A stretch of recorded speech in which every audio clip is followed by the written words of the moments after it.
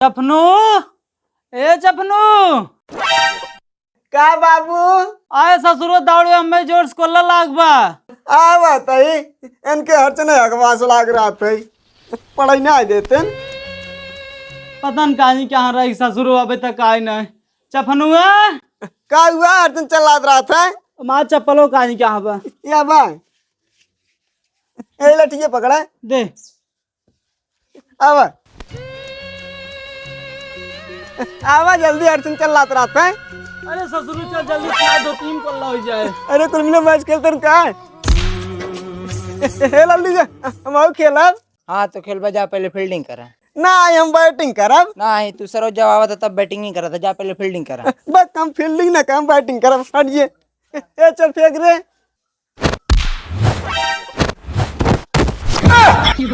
चपनू आओ देख कर बाबू गिर गए रे। ये क्या है? देखा आपने लापरवाही का नतीजा है।